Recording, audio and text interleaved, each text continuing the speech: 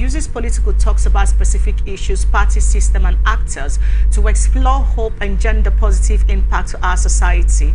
So first point of court this morning on ATM blowout, we bring you issue around the 10th Assembly. So Senate yesterday unveiled the 79 full standing committee's chairman. Now we'll go to November 11. I am more experienced to govern Bayelsa State now. This is coming from the APC gubernatorial candidate Timi Silva. And we'll go to Kano State. NNPP leadership won APC chairman against the deriding Kwan Kwaso. And then we'll come back to the issue of nomination. PDP national woman leader quits to be Bauchi State Commissioner. APC to strengthen party structures from wards to national levels. An election tribunal, Fashula petitions IGP over defamation on social media. And now we'll look at issue. Our guest on the show this morning is none other than a security expert, but not to worry. He's here this morning as a social political analyst, and that is Mr. Lekan Jackson Ojo. Good to have you on ATN Open Conversation. Thank you, it's my pleasure. And now thank you for being here this morning. We'll take a short break, everyone. When we'll come back, we'll bring you into the open conversation. Don't go away. We'll be right back.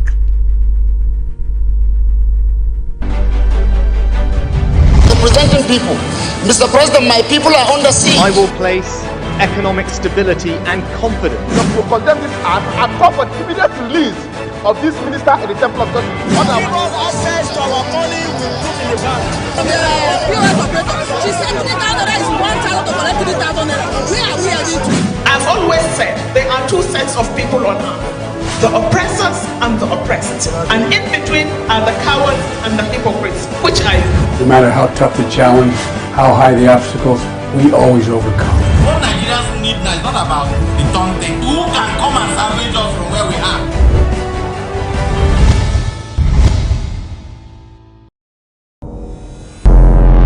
Every day, our lives are changed by history. We are one people, all of us. Leaders, politics. Nobody's ambition is what the blood. I have fought very firmly. Natural occurrence, war, and the world economy. I belong to everybody, and I belong to nobody. ATN covers it all on ATN Politics today.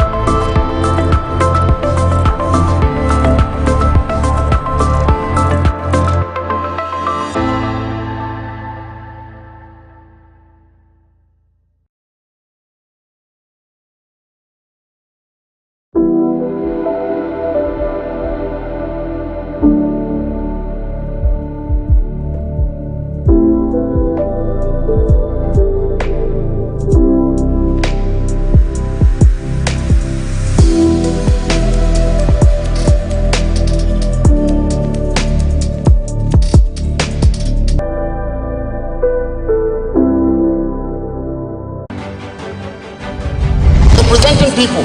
Mr. President, my people are under siege. I will place economic stability and confidence. We will condemn this act and call for the immediate release of this minister in the Temple of God. Give us access to our money we put in the bank. POS operator, she said 3,000 is 1,000 to collect 3,000 naira. Where are we heading to? I've always said there are two sets of people on earth. The oppressors and the oppressed. And in between are the cowards and the hypocrites. Always overcome. What Nigerians need now is not about the taunting. Who can come and salvage us from where we are? Everyone, welcome back, and it's time for open conversation. Now, The Senate President Godswill Akpabio have unveiled the chairman of 79 full standing committees of the 10th Senate. The committees were formed after hours of closed-door sessions, while leading National Assembly members who were listed as who were listed as committee chairmen, and their respective committees include Aminu Tambuwa, he is in charge of the Housing and Urban Development Committee; Adams Oshomole, Interior; Ahmed, he's in charge of Interior; Ahmed Lawan, Defense; Abdulaziz Yari, Water Resources; and Benga Daniels, Navy. Others are Constitutional,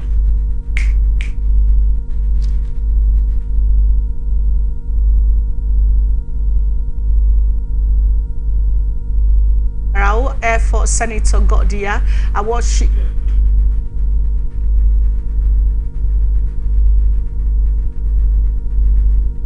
we have Senator Godia for Air Force, and then Akwashiki, we have him in on aviation, we have Buhari Abdul Fatai.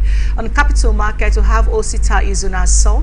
On establishment and public service, we have Senator Cyril Fasuyi. On ecological and climate change, we have Senator Siriaki Dixon. On privatization, we have Oju Zokalo, and Aliyu Wasada, we have him on public accounts.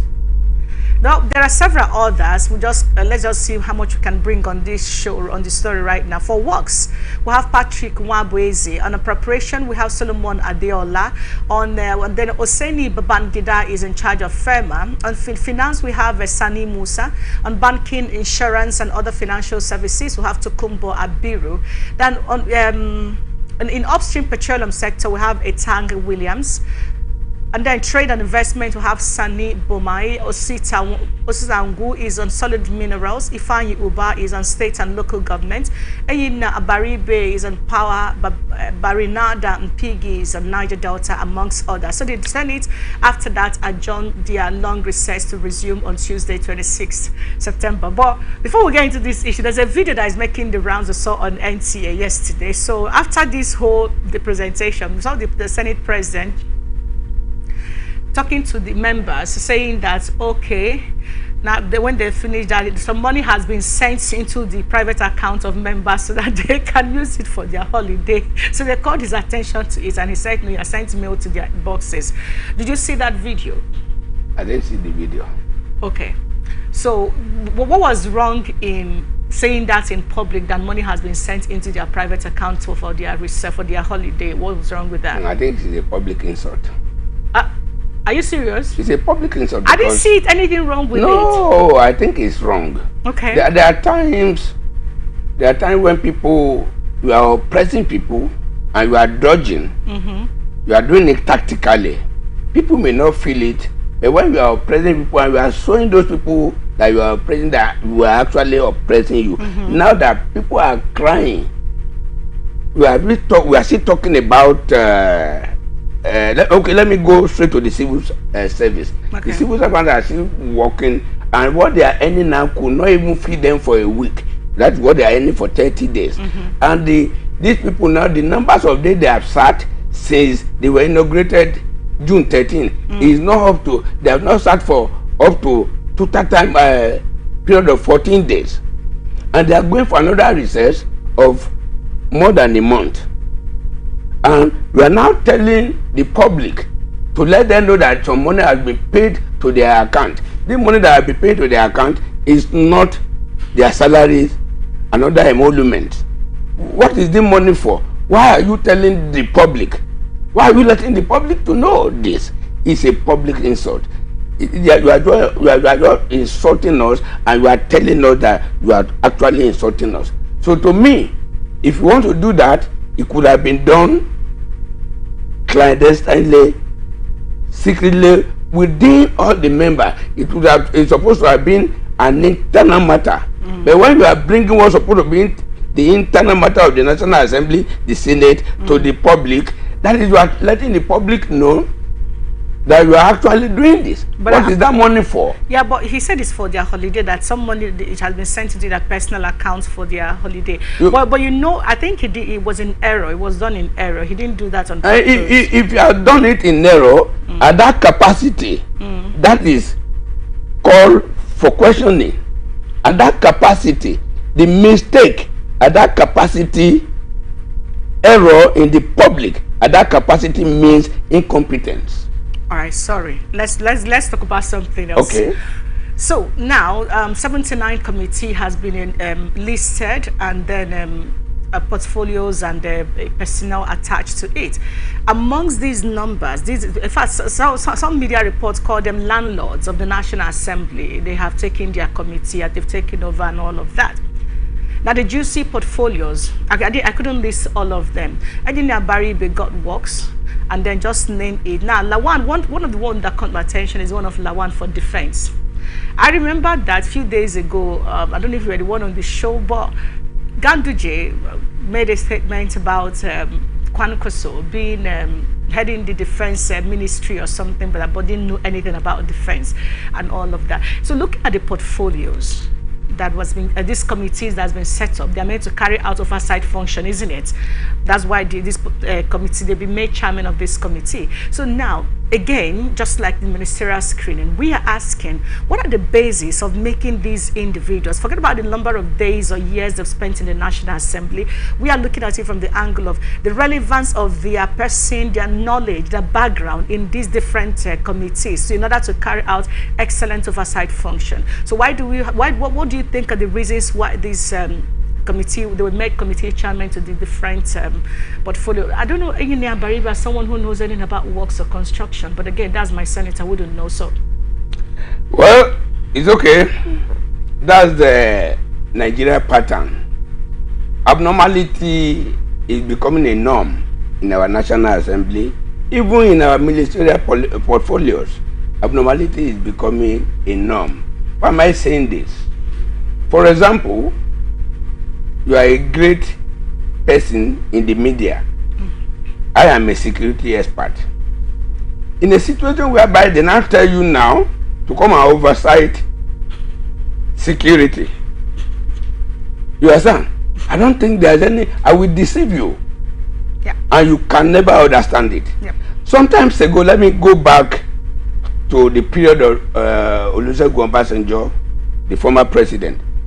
When he appointed Professor Aborisade from Ekiti State as the Minister of Aviation, that time, they said most of our Nigeria airports do not have good radars. And the people then, they brought some radars to this country, whereas it was just painted, rehabilitated, and painted, and they brought it here, and they tell Aborisade to come and commission it. And when he got there, all he could recognize there is the color. Color of the radar. The color of the radar, very brilliant. And he said, wow, this is the best. He commissioned it. And at the end of the day, he commissioned almost 10. At the end of the day, it was only the one in Lagos and Abuja that was okay. And some people want to come out and begin to blame him. And people came out that we don't need to blame him. Professor of Education. What's he doing in the aviation? Femi Fani-Kayode used to be a lawyer, media person. Suddenly they made him Minister for Aviation. What does he know? In the last administration, Adamu was made Minister for Education. And during the valedictory service, he was appreciating Mr. President. He said, despite the fact that I don't know anything about education, before you fix me in the education. So at the end of the day, what happened to education under Adamu's 80 years? It was a charade. Will you blame him? No, he do not know anything. It would have been better you carry Adamu to be Minister for Information, because he is an information man. So exactly what we are seeing now in the National Assembly, I see a lot of them, chairman for this, chairman for that. You see an engineer becoming chairman for health. For example, maybe it's not now. I don't know if Palibawari is the chairman for health now. I study a lot of it. Benga Daniel of Ogun State, chairman for Navy. Yeah. Yeah, that's another one. And I'm asking in the profession, in every ramification. Yeah. Benga Daniel is not close to Navy activities. Is it close to security, maybe? It's not security. It's not close to any form of security, any aspect of security. It's not even close to Boy Scout. Now, Ahmed Lawan, Minister, the chairman for defense. What does Ahmed Lawan know about defense? I talked about Engineer Baribe, and Minister for Work, to oversight committee for works. For works. What does he know about that? And you know where we have every problem? For example, now, I've seen more than 5 powerful medical doctors in the ministerial list. And I know there is only Ali Pate that is going to be the Minister of Health. Okay. So where are you going to fix the other ones? I've not seen anybody in the ministerial list. Better Edu may go to Women Affairs. Better Edu may go to... Based on Women Affairs may not really need a professional. It's just activities surrounding to fight for the interests of women, that's all. Yeah. You understand? But she's also passionate, so you should get that. I think that should work. Good. Now, I've not seen anybody in the ministerial list that is very, very close to security. And one of them must become the Minister for Defense. So if the one that is coming to become Minister for Defense has nothing to do with security and defense, and Ahmad Lawan that's supposed to oversight him has nothing to do with defense and security, what are we talking about? All right. So now that we have had this conversation to this body, because it's like the same thing over and over again. We had the ministerial list, we had this conversation, and we're like, okay, who are these people? Where are they going to? No portfolio was given to them, and they were just screening them, and at the end of the day, we came out of that. And again, now we have a chairman, 79 chairman listed to head committees where, like I said, they'll be carried out over oversight functions. We could really find it because, like I said, the media, a report, one of the print media said landlords of the National Assembly.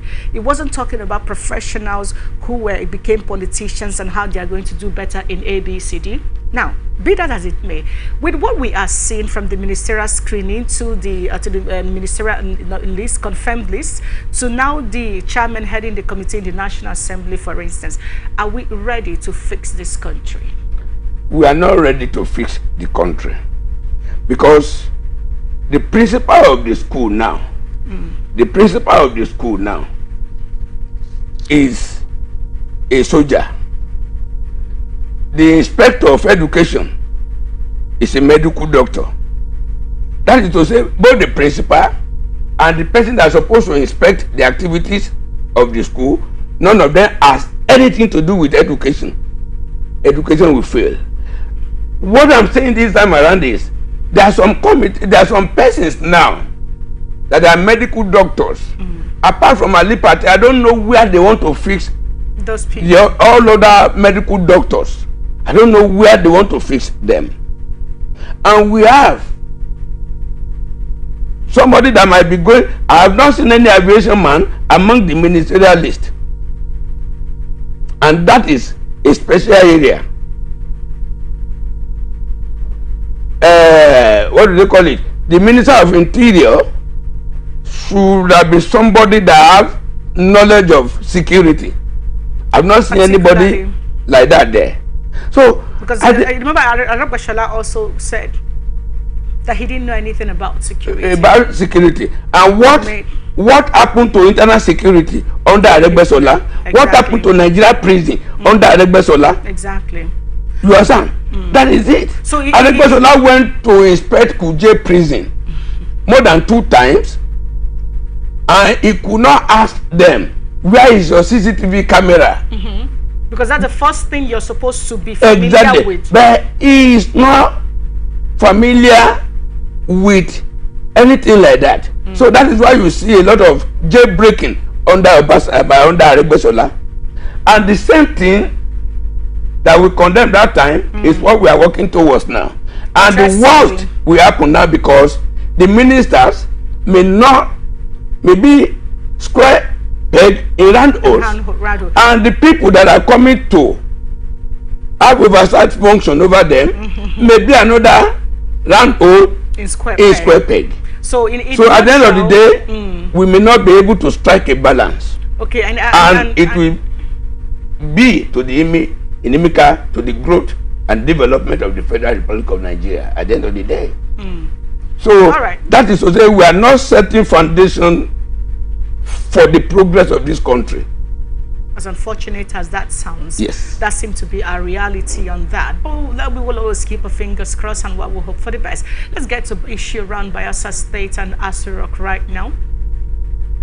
A former Minister of State for Petroleum Resources under former President Muhammad Buhari, Timipre Silva, said his decision to contest for Bayelsa State governorship seat a second time borders on his now broader experience in government. Silva, who was in a meeting with President Bola Tinubu on Tuesday at the presidential villa in Abuja, while speaking with State House correspondents following the meeting with the President Tinubu, Silva applauds the courage of the president to announce the removal of fuel subsidy on the first day of his assuming office, and he said it was an unprecedented feat, which the previous administration lacked the political. By previous administration, he's referring to his former boss, yes, President Muhammad Buhari. Former President Muhammad Buhari, okay. He said lacked the political will to remove subsidy. Interesting. So in response to the issue of his gubernatorial election, he said, of course, I am a more experienced person now. I was a governor in my early 40s. Now I'm about to be 60. So you can see that a lot has happened. A lot of experience has been garnered. So they will see a bigger, more matured governor this time. He said a governor that is known to the world now and the world knows. So I know the world and the world knows me now. So it's going to be a different ball game in Bayelsa State now. Speaking on his official areas, if elected a second time, Silva said Bayelsan should expect a lot from him. And now, because he has just 4-year tenure to complete. So he said the first point of agenda would center on human capital development, including education, which is very important. He said we need to really develop the capacity of our people. There are too many issues to chew on this, but let me start from the point where he said he's congratulating President Tinubu for taking the bold step to remove subsidy. Did President Tinubu remove subsidy? Well, he announced it. Tinubu did not remove subsidy. He announced it. Because subsidy was removed. That was the reason why there was no budgetary allocation for it, for the payment of subsidy for the month of June. June, yeah. So President Bola Ahmed Tinubu came to do the announcement. So it's not, if anybody have to, come out, it's only people are complaining that the method in which Bola Tinubu removed it was not too good. Or announced it. To announce it, was not too good. But if we must give kudos to a president that removed subsidy. That failed to budget it. Yes.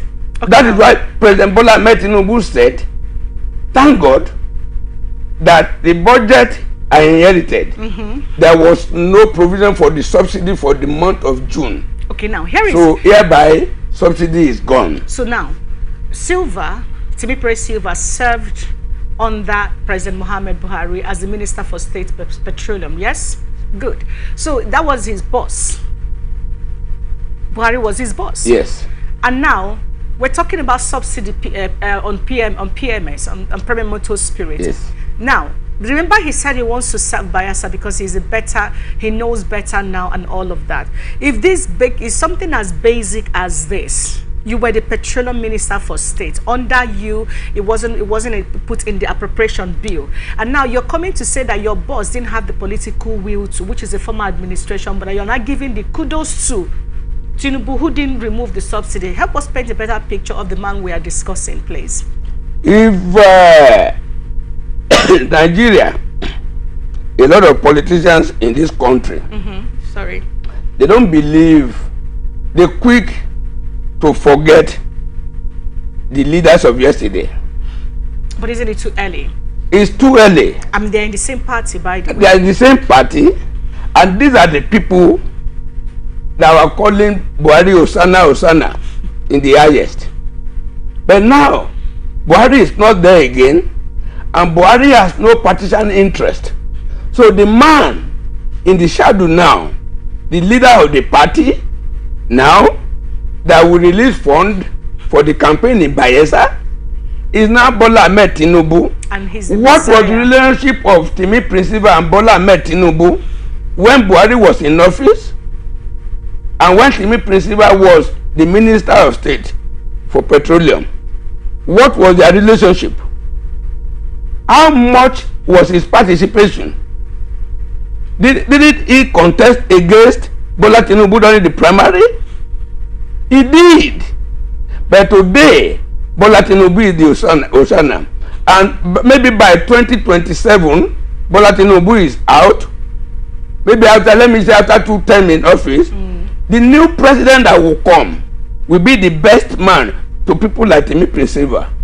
All right. And that is that when Timi Principal is saying he did this, he has seen the world, he has learned a lot of things, I want to let the whole world know today that being Minister of State for Petroleum under Buhari, under Obasanjo, you have nothing to learn.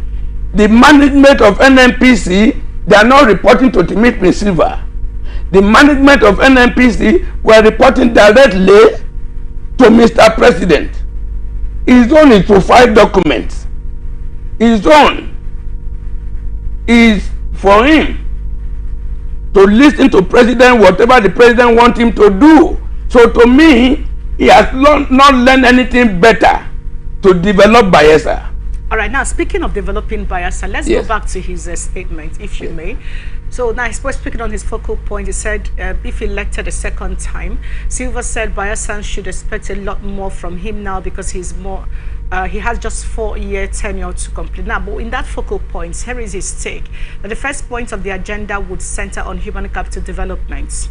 1, it will include education. 2, that's part of human capital development is part of education, by the way, so which is very important. I said we need to really develop the capacity of our people. Now, don't get me wrong, Mr. Ojo, I'm not saying that Bayelsa does not need human capital development. I'm not saying that they don't need education, and I'm not saying they don't have that right now. But for everyone that's been to Bayelsa in the last few years, there are pertinent things that are lacking: structural development, proper structural development. We're talking about developing the trade-free zone. We're talking about developing the state so that it becomes like one of the states that have one of the highest revenues in this country. From where what Timi Silva, who is going into contest by November 11, and what he said as a yesterday, education, human capital development, and whatever. Does he come across as someone who actually knows what Bayelsa State wants and is ready to give proper leadership if he should get to this office again? Well, I didn't know what Timi Principal did when he was the governor of Bayelsa State. But I want him to help us to come back to the media to tell us what he used his office as the Minister of Petroleum, Minister of State for Petroleum, what he used that office to do in Bayelsa, because there are a lot of things the NNPC should have do in Bayelsa State. For that 4 years, Timi Principal did not do any of this. All free trade free zone or whatever, we talk about it. He did not do anything concerning that. They are floating fueling stations that people suggested to him. He did not do anyone in Bayelsa State. There is a LNG extension to be in Bayelsa State. For that 4 years, he did not do any one of these. I don't think even NNPC petrol station, I don't know the numbers he was able to influence to Bayelsa State for that period of 4 years. If you were at the federal level and you did not use that office to influence anything for the state, you are still coming to govern, and now you are now telling them that the major thing, the only thing I heard in everything they have said is the world now know him. Yes, the world knows him as the Minister of State for Petroleum. That is it. But what was the effect of that office to the people of Niger Delta? Then let him forget the people of Niger Delta. Let him microzone his influence to his own state of Bayelsa. What did he do in Bayelsa that people of Bayelsa State felt that yes, our son, our former governor, did this in Bayelsa State, I don't think I could remember anyone. But then, I may not be in position to remember all this. So I will still want me principal to come and address the press to tell them that based on so thing I did, based on so thing I did, based on so thing I did when I was at the federal level, I will now come and build on it as your governor for the next 4 years. But to me, I think Nigeria politicians, they build airport in the sky when they are campaigning, when they are doing their electionary evangelism. They build fueling station in the sky, and they build stadium also in the sky. But by the time they come back to office, even the one on ground, they will not do it. So to me, the people of Bayelsa State are not fools, and the present governor of Bayelsa State, I think, for somebody to convince the Bayelsians now to vote against this man, I think it will be difficult. All right.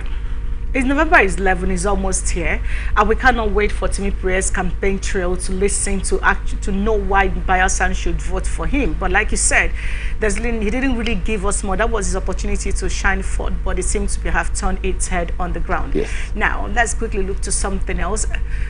The leadership of the New Nigeria People's Party demanded National Chairman of the ruling All Progressive Congress, Dr. Abdullahi Umar Ganduje, to leave its presidential candidate in the February 25th of poll, Senator Rabiu Kwankwaso, alone. Now, you recall that Umar Ganduje, who was Kwankwaso's deputy as the governor of Kano State, their feud deepened when Ganduje, who became governor of Kano State later, barred Kwankwaso from entering Kano. And on becoming APC national chairman now, Ganduje, a few days ago, asked Kwankwaso to return to the APC now that he is the national chairman. And of course, he had a lot of choice words to say to Kwankwaso. So the NNPP national leadership, while addressing the newsmen following their national working committee meeting in Abuja, the NNPP national chairman Abba Kawu Ali said he is surprised that the APC could settle for a man like Ganduje despite his various controversies. While Ali said there was no grounds to compare Ganduje with Kwankwaso because the latter is miles ahead and better than the new APC helmsman. So Ali maintains that the party performed very well in the 2023 general elections, given the fact that from its formation to the election proper in less than 1 year, the party won seats in both the national and state assemblies and won the governorship election in Kano State. Also, NNPP National Auditor Ladipo Johnson said Kwankwaso was far ahead of Ganduje in politics and cautioned him against such comments. But Johnson said the meeting was part of efforts to build the party so that it would make a significant impact on the lives of Nigerians. So he said that the National Working Committee is ready to take hard and strong decisions to protect the party, and that means that anyone that steps out of order would be whipped in and be shown the exit door. So going forward, the party will be dwelling on social issues that will benefit the people of Nigeria. The party is united and as a family. Okay, let's talk about Ganduje and Kwankwaso a bit more before we look at the leadership of the NNPP's position on this. So a few days ago, like I mentioned earlier, he had literally said, he was basically trying to profile Kwankwaso. He said, okay, that if he's willing, that the party's APC door is open for him to come back home. And then he said that he was the defense minister who didn't know anything about defense. He had, like I said, he had choice of words for Kwankwaso. And then we are wondering, what is the animosity about? If you, Ganduje, who just became the national, you lost out in the state. APC lost out completely. You had nothing to write him about. And then in the magnanimity of Tinubu's heart, he endorsed you and made sure you became the national chairman. At the point when people are expecting him to start building back the party, bringing people like Kwankwaso, wooing them, making peace, finding a way to mediate, even asking the elders to go see how they can mediate. It turns out that the main person that Tinubu would want on his camp, if we're talking about a rerun, if that is anything to go by, and that's person Ganduje is attacking.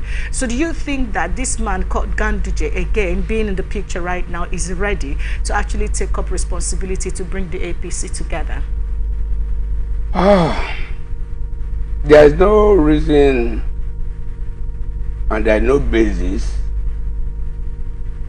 to compare somebody like Ganduje with Kwankwanso.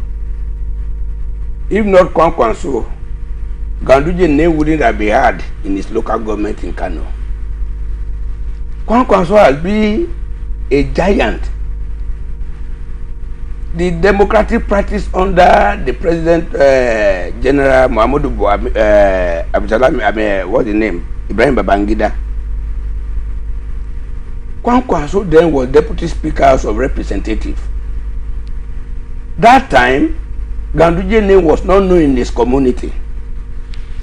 But when Kwankwanso became the governor of Kano State, 1998 to 2003, he used Ganduje as his deputy. When they failed the second tenure, for a reason why I would not want to mention here, President Obasanjo compensated him by appointing him as the Minister of Defense, Federal Republic of Nigeria. Kwankwanso went to that Ministry of Defense, still appointed Ganduje as his special advisor. He still worked with him there. And later when Kwankwanso was made to represent the Northwest in the board of NNPC, he still went there as Ganduje as his special advisor as well. And when what they were doing was not comfortable with Kwankwanso, he left that board. He said, I never knew that was the way that board operates. I can't operate under that corrupt board. He left, he resigned. And later when he became governor again, after the second tenure, especially of the second tenure of Sekarau, Kwankwanso did not forget Ganduje. He brought him along, despite the fact that he has no political value in Kano.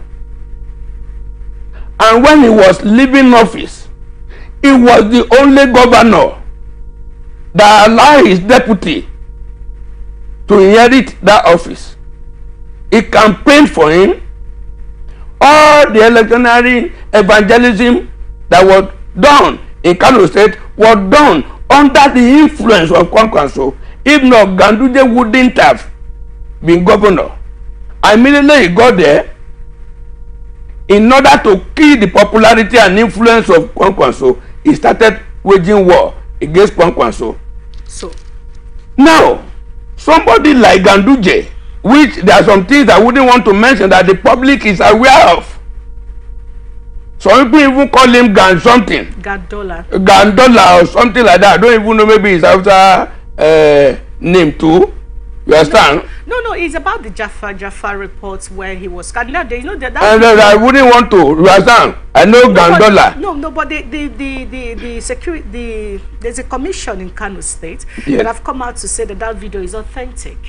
The video, they set a commission, and their blueprint was that that video is authentic. Yeah. So now, something happened recently in the President Villa.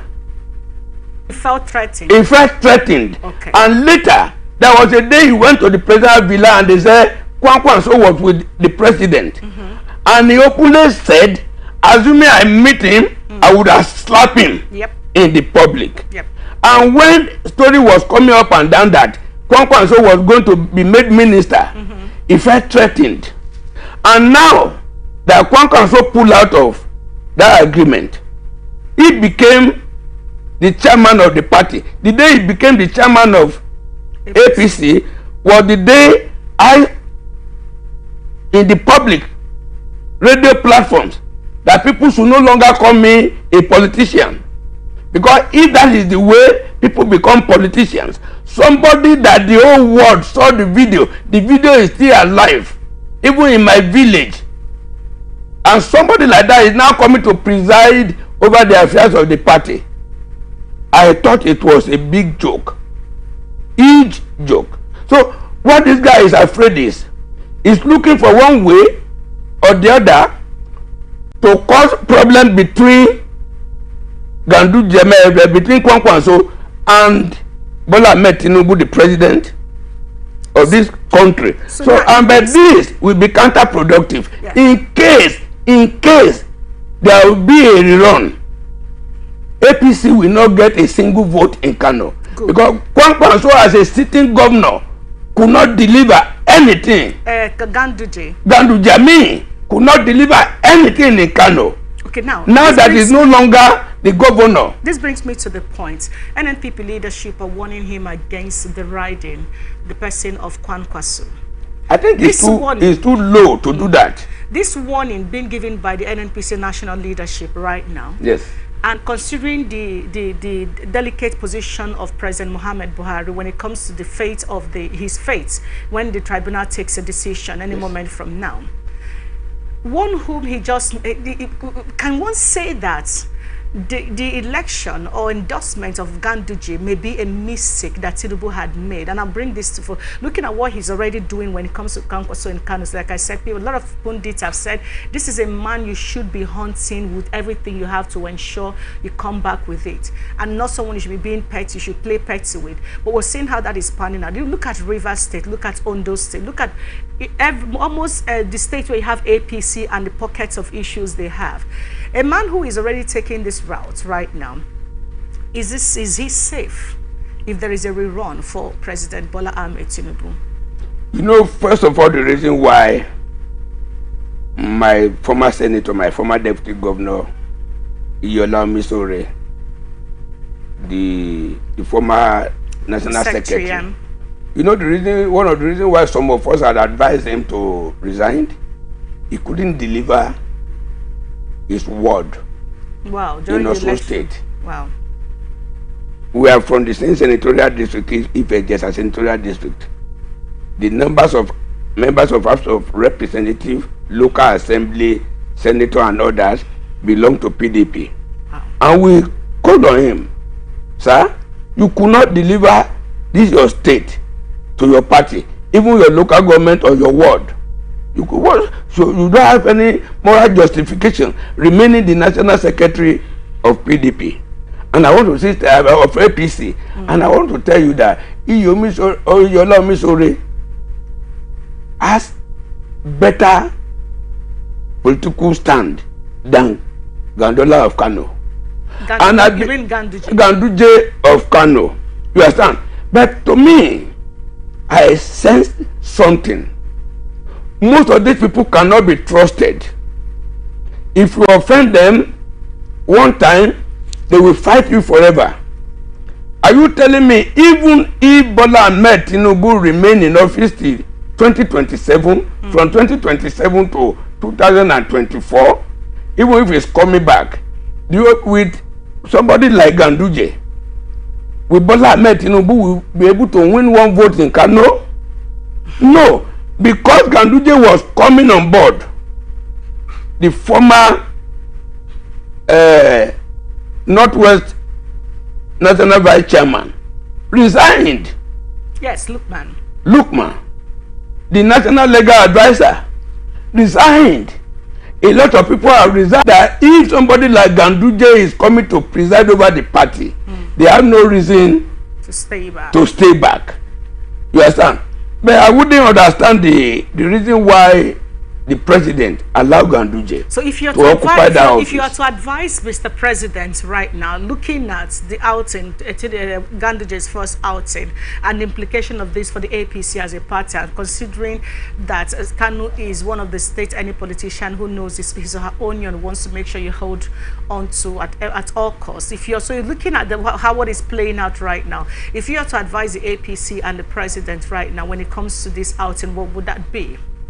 Well, I wouldn't want to advise anybody now, but I want to drop a word there today. It's like a prediction. I am a political prophet. I am not this born again biblical prophet.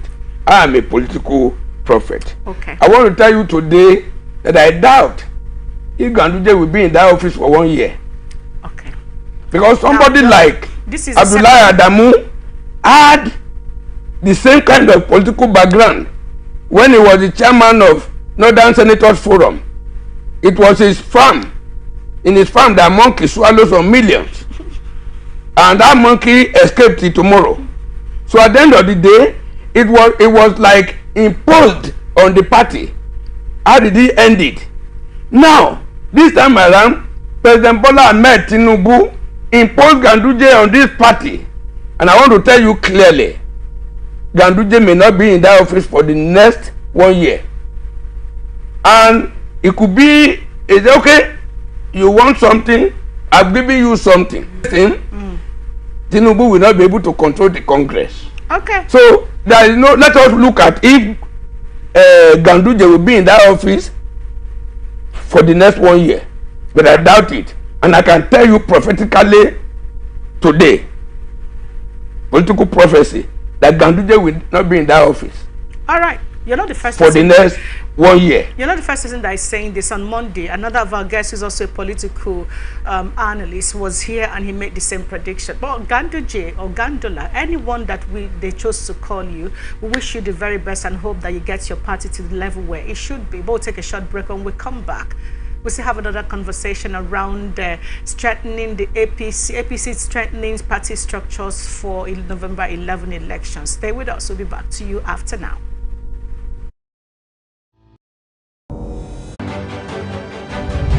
Representing people. Mr. President, my people are under siege. I will place economic stability and confidence. To condemn this act and call for the immediate release of this minister in the Temple of Justice. Because access to our money will put in the bank. POS operator, she said 3,000 naira is 1,000 to collect 3,000 naira. Where are we heading to? I've always said there are two sets of people on earth, the oppressors and the oppressed. And in between are the cowards and the hypocrites. Which are you?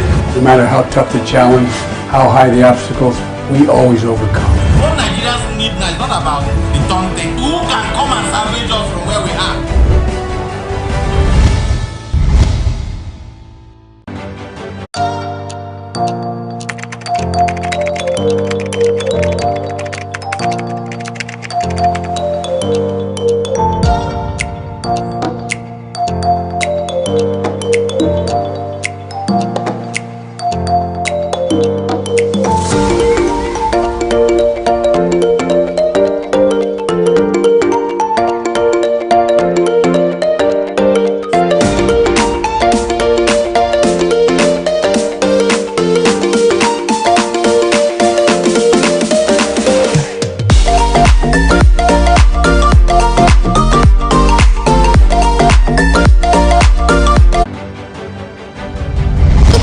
People.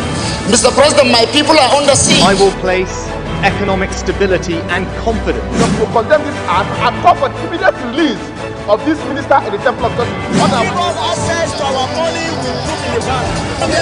POS operator, she said 3,000 naira is 1,000 to collect 3,000 naira. Where are we heading to? I've always said there are two sets of people on earth, the oppressors and the oppressed. And in between are the cowards and the hypocrites. Which are you? No matter how tough the challenge, how high the obstacles, we always overcome. What Nigerians need now is not about the taunting. Who can come and salvage us from where we are? All right, welcome back to ATN's Open Conversation, everyone. We are the last lap of the conversation on politics today. Now, the ruling All Progressive Congress, APC, said it has decided to strengthen its presence across all the political wards and local governments in the country. The party's National Secretary, Senator Ajibola Basiru, revealed this after the 128th meeting of the National Working Committee. Basiru, joined by the National Publicity Secretary Felix Morka, Youth Leader Dayo Israel, and Deputy Women Leader Zainab Ibrahim, said the meeting discussed the composition of national campaign councils for off-season governorship elections in Imo, Bayelsa, and Kogi State. He also said that they discussed amongst issues that were discussed how to strengthen the three major wings of the party: the youth, women, and persons with disability, and are working to win all elections henceforth. I like the sound of that. On the issue of external auditors appointed to probe finances of the party, Basiru said that it is a standard procedure and has been the routine in the party, and that there has been no year that the APC didn't have external auditors who were not appointed to audit the accounts of the party. Well, on his part, Felix Morcard said the National Working Committee began consultations as mandated by National Executive Committee with regards to filling all the vacant positions in the party. All right, let's talk about the core mandates here. Restructuring, working, strengthening the party structures in order to win national elections. And then the primary focus right now is how to win Imo, Bayelsa, and Kogi elections. We're still talking about the man at the center of all of this controversy, and that's the national chairman of the APC. I'm surprised that while all of this was rolled out, the national secretary, Basiru, was there. Felix Morka, the publicity spokesperson, was there. And then the woman leader, the youth leader, they were all there, but the chairman wasn't there. I don't know, maybe that's a pattern for them. But this is like the first official conversation after Ganduje was elected or endorsed, or it was picked, if in the Peter Doche's voice, to become the national chairman. So, but the concern we have on this particular issue now is the conversation about building, strengthening the party. Again, we are looking at fixing the spaces, the openings that has been created during electioneering. A lot of things had happened. Nothing was said about that, and they're talking about strengthening the, but maybe do you think they are going to look into that? Because for us as Nigerians who are not politicians, it's more about having a viable opposition, whether APC is in power or not, because if these political parties are structured and in place, it works for us as a people. So the way they are going about it right now, in the absence of the national chairman, do you think that they are hitting the core of what Nigerians expect of them as a political party? Well, being a chieftain of APC, I think I have the liberty to talk about this party. Crop of paste now. Basiru Ajibola, the national secretary now, is from my state. Okay. And Basiru Ajibola too could not win his ward. In the last election, he contested the position of, he wanted to return back to the Senate. He couldn't win his ward. He couldn't deliver his local assembly in the state. And Basiru Ajibola recently had a heavy problem that had to do with attempt the life of my governor, Governor Ademola Adeleke. The matter was in the public. So somebody like Basiru Ajibola, where is his political base? To be coming up now, to become a national secretary? He himself and Ganduje, they are just like 0 plus 0, that will be equal to 0 any day, any time. There is no mathematician anywhere in the world that can make 0 plus 0 become 1. You understand? So, and for the fact that this is the maiden public appearance, or public address of the new national executive of the party, and the national chairman was somewhere sleeping in his bedroom or somewhere in his Kano farm. That is to say, that is inauspicious beginning of a start. And when the starting is inauspicious, that is, Yoruba say, it is on Monday that we know a better weekend. If Monday is rough, the weekend will not be peaceful. So, Ganduje has shown himself to the public now, to the world, and he has sent ominous sign and signal to the party that he is not coming to do any work. He's just coming to end that position and rest. And the person he might be handing to manage the party has no political base at home too. And they are confronted with every election in Bayelsa State, in Imo State. Imo State people should not take it for granted. The ABGA is there, the Labour Party is there, the PDP is there too. They should not take it for granted. And very soon after these two, they will be going to Ondo State. So, to me, the crop of persons now piloting the affairs of the party, I am not seeing anything that will improve the chances of APC in the nearest election. And if care is not taken, 2027 will be worse with this crop of persons. But prophetically, I know that the two of them will not be there for the next 1 year.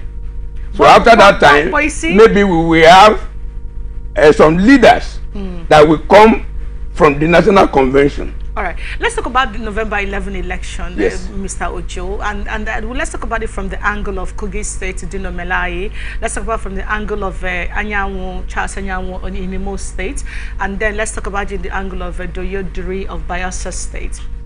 Now, put all of these men side by side. These are major competition. I'm not saying Labour Party and others are not competition. These are major competition. Major competition for the APC. Hope Uzodinma, Timi Priya Silva, whom we talked about a few minutes ago, and of course. But if you look at all of this right now, and then you ask yourself, what is the future of the APC as a political party, in as much as they are the ruling power party at the president, at the center. What is the future in the sense that these are scheme issues, these are issues that shouldn't actually be issues, unlike the one that Atiku and Nyesom Wike, the G5, are fighting. Well, if it's difficult for them as a party to manage some of these sentiments, put it together and be at the center and be an actual ruling party, what are the guarantees that this is not going to hand them over to the PDPs from Imo to Kogi and Bayelsa states? I am in doubt. That of Bayelsa State is settled for PDP. Okay. Kogi State. I am seeing the man of the ADC becoming the next president, by the next governor of Kogi State. Kogi State. I'm not seeing the APC. I'm not seeing. No. I don't think Kogi State will fall into that mistake, no matter what Ayabele will do. Yeah, so you think Ajaka has what it takes? Ajaka, I believe Ajaka will be the next governor of Kogi State. Okay. Except if INEC is INEC. Yes, if INEC is INEC, and if Ayabele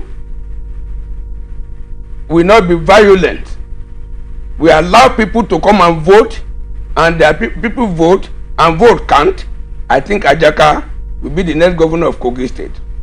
In Imo State, if Hope Uzodinma will not come out violently and INEC want to become INEC, honestly, I see Labour Party man becoming the next governor of Imo State. Imo State. Now, despite all this, don't forget something. However bad is Abdullahi Adamu, however bad is Omisore, Omisore still have his own men in APC. Yes. They are bittered till tomorrow. Abdullah Adamu still have his own men in APC. They were not happy the way they forced him to resign. So this may come out to play in both Bayelsa, but you will see their reactions during the next election. At the polls. All these off-season elections. All right, now let's look at let's look at core components of the APC, because they are talking about strengthening from wards to national levels. Yes. Let's get the core components of the issues that is before Nigerians right now, critically speaking. This is about almost 1 week or more, thereabouts, since Ganduje became the national chairman. So again, I was having a conversation with a political pundit, and he said one of the first things he expected Ganduje to do was to begin visiting key stakeholders who have been hurt, starting with the Rivers State Rotimi Amechi and other people who may assume that, okay, one or two things happen. That would have been a key step to take. Do you have idea if your I'm being personal now? Yeah. If your national chairman Ganduje has visited any of these key stakeholders, some of them you mentioned, I talked about Rotimi Amechi and those in Rivers State, and there are others spread across the state. Do you have idea if he has paid any courtesy visits or called for any form of meeting to meet with these men? You see, Ganduje, I don't know his performance as governor of Kano State. I don't know much about him. But party administration, I think it will score 0. And Ganduje is a chauvinist. somebody that believes that he is more superior to any other person. Yeah. Immediately, even if you fail to visit them, most of these people lives in Abuja. The first day, the second day, when you look at what happened immediately after the Tinubu's victory at the Eagle Square. Yes. The second day, he visited Rotimi Amechi. Yes. Osibanjo And others. But Ganduje has not visited or invited any one of them. Rotimi Amechi of Rivers State is there. What's the name? Iwajumba, yes. Is there in Imo State. Ogbunaya Onu is there in Ebonyi State. Then don't forget Rochas Okorocha too. Yes. Rochas have been so silent. Yes. Emeka Iwajumba have been so silent. You cannot zero these people up. That you cannot say these people do not matter nothing. No. So when you are looking at these people and a host of others so then how that are not be considered, if you have not invited them, most of them are in Abuja. Okay, good. So how is this party, the APC, talking about restructuring from what to national level? If the kingpins, the men who decide what happens at the grassroots, whose followers, by the way, I mean, if you look at Rivers State where we are, the APC, the majority of them are hot. Some of them had to join the PDP. That much, you know. The majority of them are hot. So if you look at these men who control the narrative, because they have their followers from the grassroots. If you're talking about restructuring and no conversation, no plan, you discover that in the press conference, in what we read, nothing was said about who to visit, when to visit, what to do. But they're talking about restructuring from national. If that has not been done, or that is not even in the open right now, what exactly do you think they mean by restructuring from what to national levels? I think it's a deceptive language. How do you mean? It's a deceptive language because when you pronounce something and you are not following it to the letter, I think you are deceiving people. What happened to my former governor, Rauf Aregbesola? Yeah. He has been forgotten now in Osun State, and I'm from Osun State, and I want to tell you, in the next 100 years, even after the death of Rauf Aregbesola, if God give him the next 100 years, Aregbesola will still be relevant in Osun politics. Okay. He has not been visited. He has not been invited. Ibikunle Amosu of Ogun State, till the last election, Ibikunle Amosu was still openly supporting the gubernatorial candidate of another political party. Yeah. Campaigning for him in the public. Are you telling me that one is not aggrieved? You have not called him to ask him this thing that happened the last election. Please, how do we stop it? You understand? So when people like that are being ignored, and you are saying you want to, people like Andy Uba in Anambra State, he has run the gubernatorial contest in that place for 2 times now. He didn't make it. Yeah. People were suggesting that he was going to be among the ministers. Yes. So what happened to him? You have not visited him. You have not called him. All right. So you can, any party that want to restructure, the best way to restructure is to bring everybody on board. All right. And settle them. So it's safe to say that Ganduje has a lot on his plate, on his shoulder, and before him. And then, do you think he's ready for the task? I may not expect. Has petitioned the Inspector General of Police over what he described as defamatory social media posts. Now, you recall that the post he claimed last week he claimed that Fashola claimed that the post last week claimed that Fashola was drafting a favorable judgment to be handed over to the judges of Presidential Election and Petition Tribunal. Well, Fashola, who was also former governor of Lagos State, described the allegation as baseless and defamatory, and he said those responsible for the posts were agents of destabilization. Well, in the petition addressed to the IGP, written by his counsel, Olariwaju Akinshola, Fashola said the allegation was peddled by Ude Yoruba sheikh.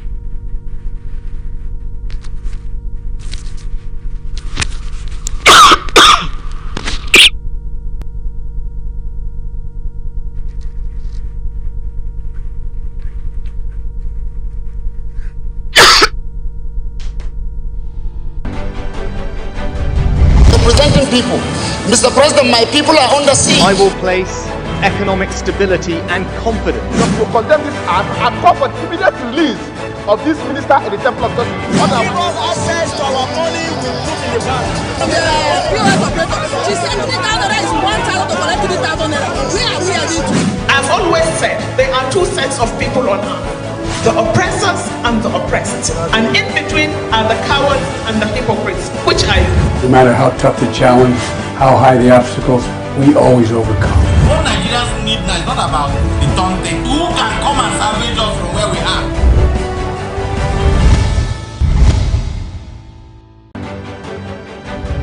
Representing people.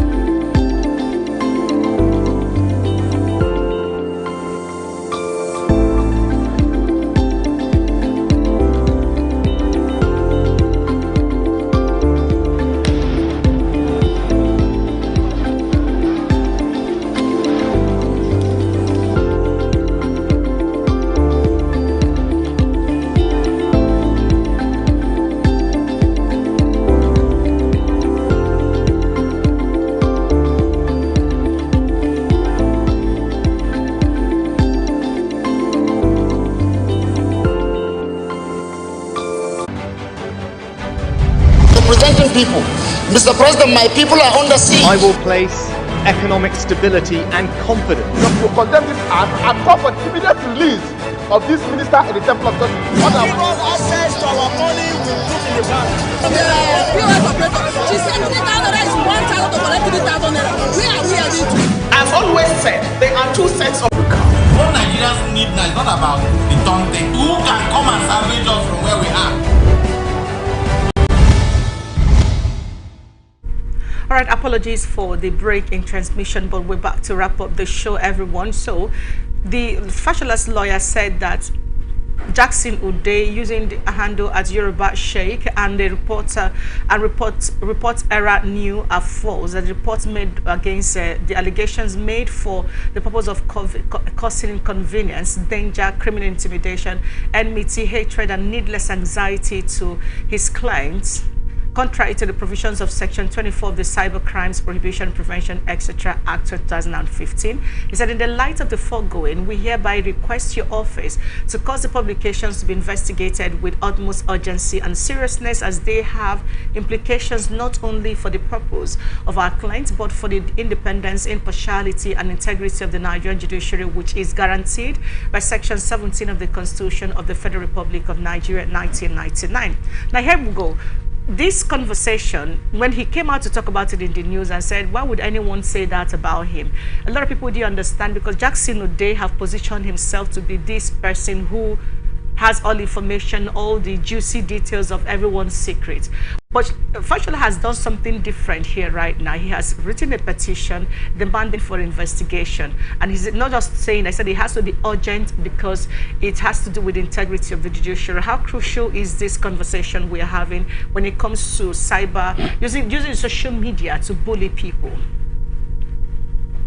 Honestly, I read it.